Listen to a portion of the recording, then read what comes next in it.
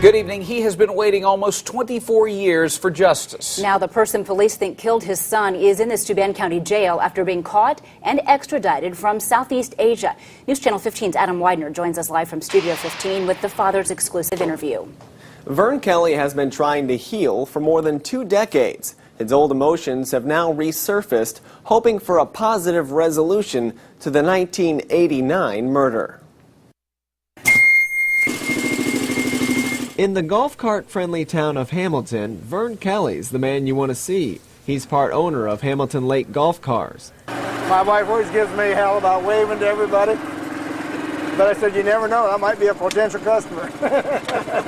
But behind the smile, there's a loss no parent wants to experience. It's probably the most devastating thing you ever felt in your life. In the late 1980s, his son dated Christine Mutzfeld in high school. Kelley says the two broke up when she went to college, and she began seeing Mahfouz Huck at Tri-State University.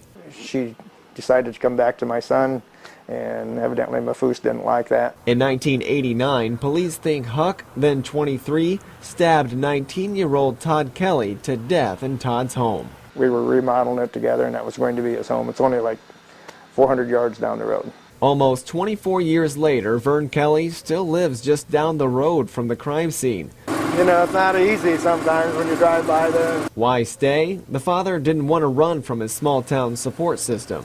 You can't run away.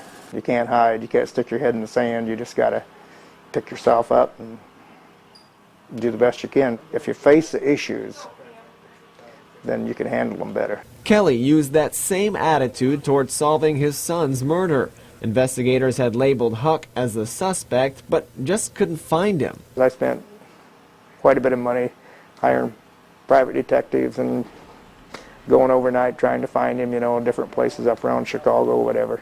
I think probably the biggest peace of mind when my father was alive and I was doing all this, and he said, son, there's some things you just have to let the good Lord take care of.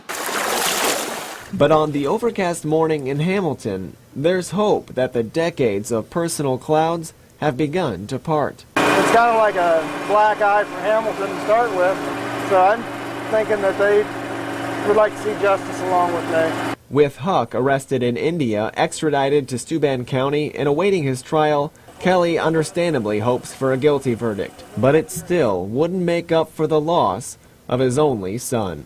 Life imprisonment would be what he deserves at the minimum in my book. Would justice be served at that point? Obviously not in my book, but then that's the best I can hope for.